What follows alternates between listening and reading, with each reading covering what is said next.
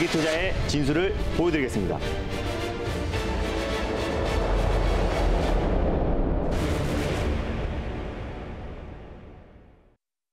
자, 오늘도 어김없이 좋은 소식이 있습니다. 네. 목표가 터치한 종목이 있는데요. 최근에 바로바로 이렇게 연이어서 목표가 터치한 종목이 있다는 점이 굉장히 의미가 큰 것 같아요, 매니저님. 네, 맞습니다. 네. 그거 말고도 사실 오늘 수익 난 종목들이 굉장히 많고 목표가 터치한 종목들이 많은데 시간 관계상 모든 종목들을 다 소개해드릴 수는 없어요. 그래서 가장 핵심이 되는 종목들 제가 리뷰해드리도록 하겠습니다. 네, 알겠습니다. 저희가 3일 전에 이 자리에서 살펴봤었던 종목이죠. SNS텍입니다. 네.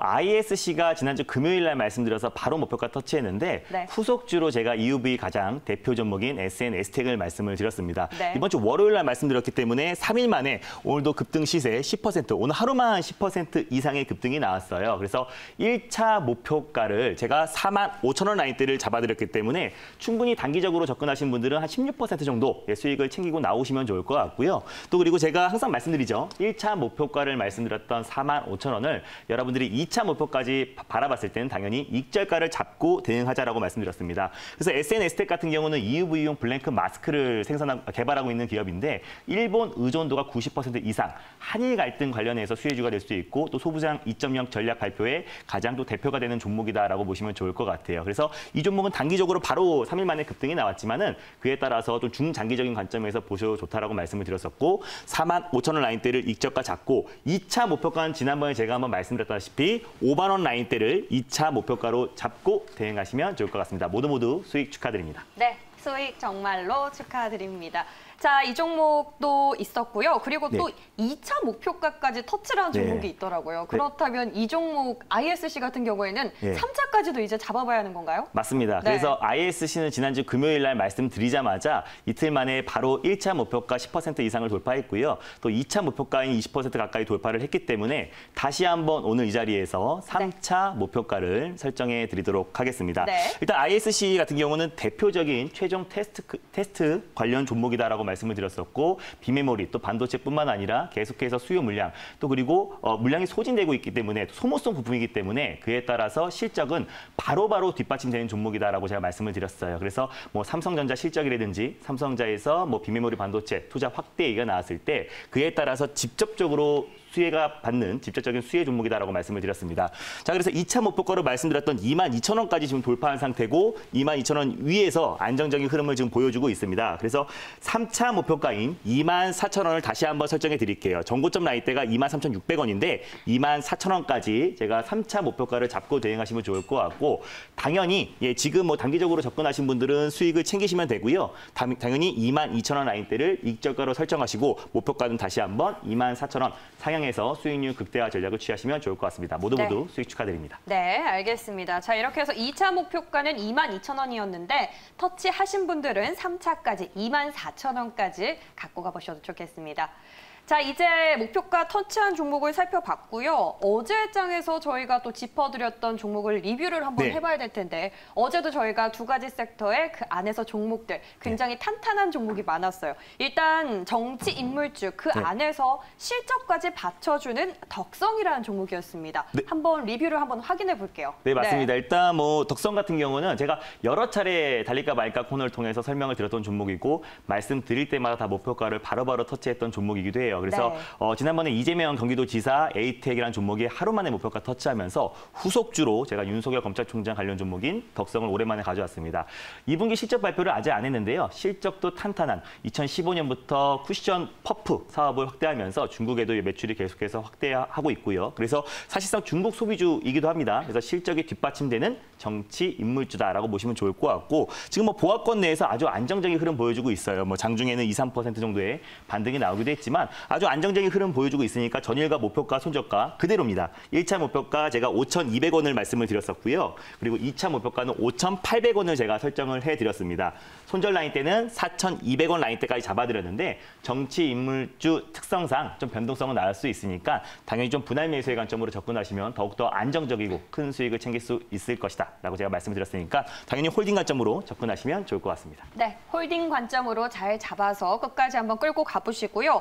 그리고 그리고 저희가 또 게임주 안에서 N게임을 살펴봤는데 이 종목은 언택트의 AR, VR 그리고 또 실적까지 받쳐주는 종목이에요. 굉장히 매력적인 종목인데 이 종목은 우리가 오늘 또 한번 어떻게 대응을 해봐야 될지 다시 점검을 해보죠. 네, 말씀하신 것처럼 팔방미인 같은 종목인데요. 오늘은 살짝 3% 정도 조정이 나와주고 있습니다. 오늘 시장만 보면 좀 상승이 나와주고 있는데 장 초반에 이제 미증시 상승으로 갭 상승이 나왔다가 살짝 장중에 좀 변동성이 나왔어요. 그래서 전일 좀 상승이 나왔던 게임주들이 오늘 소폭 조정이 나와주고 있는데 사실 게임주 같은 경우는 AR, VR 관련해서 뭐 상승이 단기적으로 나오긴 했지만 그 상승폭은 이미 좀 반납을 해놓은 상태고요. 게임 관련해서 자체적인 모멘텀만 보더라도 또는 M게임 같은 경우는 열혈 강호라는 안정적인 캐시카우를 가지고 있기 때문에 그에 따라서 실적 또한 되게 뒷받침되는 종목이고 또 한알령 해제 관련해서 중국 판호 개방에 관련된 이슈가 있는 종목이니까 편안하게 홀딩 가점으로 접근하시면 좋다라고 제가 말씀을 드렸고요.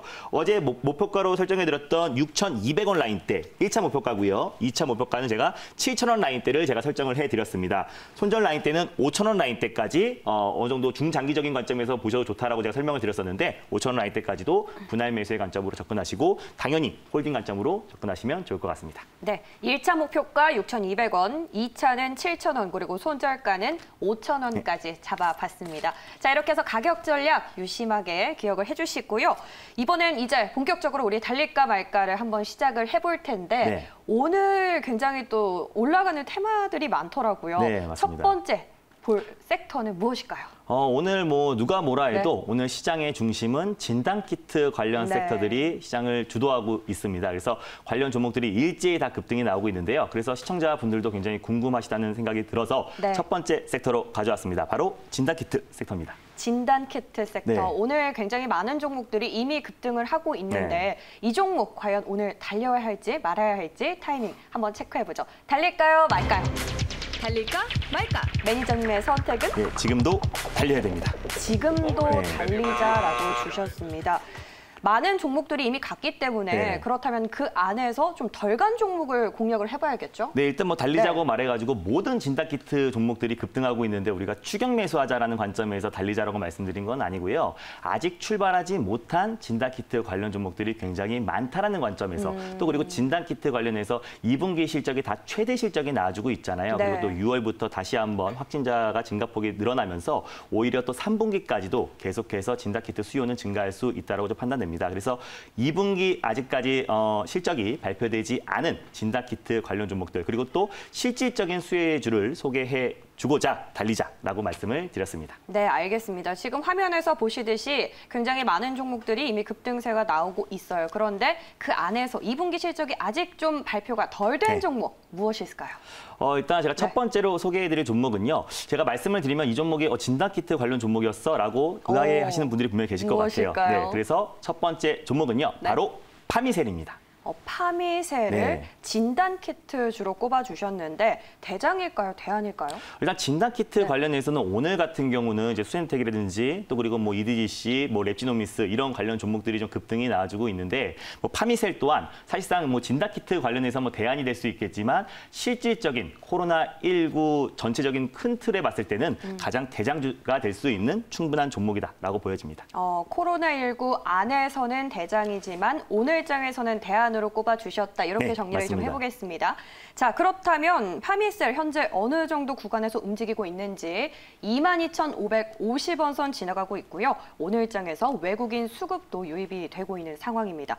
자, 이 종목에 대해서 모멘텀이 굉장히 많은데 간략하게 설명 좀 제가 해주세요. 파미셀을 가져온 이유를 표를 보면서 설명을 드리도록 하겠습니다. 일단 파미셀을 제가 왜 가져왔냐면요. 진단키트의 주 원료라고 할 수 있는 뉴클레오시드를 직접 생산하고 있는 기업이다라고 보시면 좋을 것 같아요. 근데 뉴클레오시드가 진단키트뿐만 아니라 뭐 신약 그리고 유전자 신약 같은 신약이나 그리고 진단키트의 주 원료로 쓰이고 있는데 뉴클레오시드 시장의 80% 세계 시장 점유율 80% 이상을 지금 차지하고 있다라고 보시면 좋을 것 같아요. 그래서 뉴클레오시드가 쓰이는 부분이 굉장히 광범위하게 많습니다. 일단 뭐 감염병 진단 시약부터 그리고 바이러스 진단 키트 그리고 또 유전자 치료제 신약까지 주 원료로 쓰이고 있기 때문에 여러분들도 아시다시피 렘데시비르 관련 종목으로도 묶이고 있고. 있고요. 또 모더나 백신 관련 종목으로도 최근에 묶이고 있습니다. 그래서 최근에 모더나 백신 관련해서 세계 최대 규모의 임상 3상을 진행한다라는 말이 나왔을 때 또 가장 크게 상승이 나왔던 종목이 파미셀이고요. 또 렘데시비르 관련해서 긍정적인 이슈가 나왔을 때 파미셀이 그 렘데시비르 관련해서 가장 대표가 되는 종목이다라고 보시면 좋을 것 같아요. 근데 실질적으로 렘데시비르 길리어드 사이언스에 직접적으로 파미셀이 뉴클리오 시드를 공급하고 있는 건 아니지만 뉴클리오 시드 관련해서 글로벌 점유율 80% 이상을 차지하고 있기 때문에 그에 따라서 렘데시비르 관련 종목으로 묶이고 있다라고 보시면 좋을 것 같고요.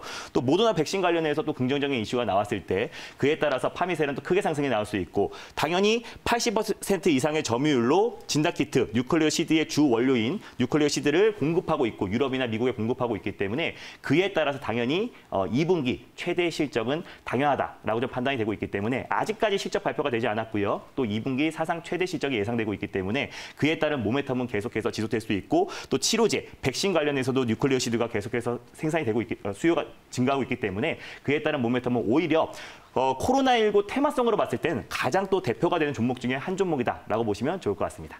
네, 맞습니다. 이 파미셀, 코로나19 장세 속에서 우리가 빼놓고 말을 할 수 없는 그런 종목인 것 같은데요. 그렇다면 우리가 가격적으로 어떻게 접근을 해볼 수 있을까요? 지금 약보합권 내 흐름을 유지하고 있는데요. 일단 현재가에서 여러분들이 1차 매수의 관점을 접근하시면 좋을 것 같습니다. 그래서 일단 최근에 이제 박스권 상단 부위를 제가 1차 목표가를 잡아드릴게요. 한 10% 이상 정도 될 것 같은데 25,000원 라인대를 1차 목표가로 잡아드리겠고요. 2차 목표가는 25,000원을 돌파했을 때 25,000원을 익저가를 잡고요. 28,000원까지 2차 목표가를 설정해 드리도록 하겠습니다. 손절 라인대는 이 박스권 라인대의 하단 부위인 2만 원 라인대를 잡아드릴 텐데 종가상 이탈 시 그리고 또 약간의 변동성이 좀 큰 종목이기 때문에 2만 원까지 분할 매수의 관점으로 접근하시면 좀 더 안정적으로 큰 수익을 챙길 수 있을 거라 판단되고 매수가 지금 현재가 부근에서 1차 매수의 관점으로 접근하시면 좋을 것 같습니다. 네, 1차 목표가가 바로 25,000원이고요. 2차는 28,000원 그리고 손절가는 상단 하단 부분 정리해 보시면 좋겠습니다. 자, 이렇게 해서 첫 번째 섹터 달려야 하고요. 또 파미셀로 공략을 해보시면 좋겠고요. 이제 두 번째 섹터로 넘어가 보겠습니다. 네, 지금 ISC랑 그리고 또 SNS텍이 연이어서 지금 급등 랠리가 이어지고 있는데 그래서 시리즈로 다시 한번 가져왔습니다. 비메모리 반도체 섹터입니다. 비메모리 반도체 섹터를 오늘도 또 공략을 해보자라고 주셨는데 삼성전자 오늘 발표가 나면서 이 영향도 있고 또 정부 정책 수혜주로도 꼽히고 있는 섹터인 것 같아요. 맞습니다. 이 섹터 우리가 어떻게 한번 타이밍에 접근을 해볼지 달려야 할까요? 말아야 할까요? 달릴까 말까? 매니저님의 선택은? 당연히 달려야 됩니다. 당연히 달리자라고 주셨습니다. 왜죠? 제가 이제 비메모리 반도체 섹터를 가져왔을 때는요. 항상 시리즈로 가져와요. 그래서 지금은 이제 반도체 관련해서 수급이 들어와주고 있고 또 아직 출발하지 않은 또 그리고 앞으로 시장에서 주도 섹터가 될 수 있는 주도주가 될 수 있는 또 하나의 종목을 가져왔기 때문에 여전히 비메모리 반도체는 좋게 보고 있고요. 항상 달리자라는 의견을 드리고 있습니다. 네, 비메모리 반도체의 경우에는 뭐 코로나19 수혜로도 꼽히고 있는 점이 있는데 그렇다면 이 안에서 우리가 어떤 종목으로 공략을 해볼까요? 네, 대표적인 비메모리 반도체 종목이기도 하고요. 또 국내 유일의 비디오 IP 기업이기도 한 칩스앤 미디어를 소개해드리겠습니다. 칩스앤 미디어. 이 종목은 대장일까요? 대안일까요? 일단 비디오 IP 부분에서는 국내 유일 기업이기 때문에 대장이라 볼 수 있고요. 또 비메모리 반도체 산업의 전반적으로 봤을 때는 뭐 대안이라고 볼 수 있을 것 같습니다. 대안이다라고 꼽아주셨고요. 그렇다면 이 종목 오늘 어떻게 움직이고 있는지 현재가부터 화면으로 만나볼게요. 오늘 칩스앤미디어의 경우에는 장중에 8% 넘게 올랐는데 현재 9,560원 선 지나가고 있습니다.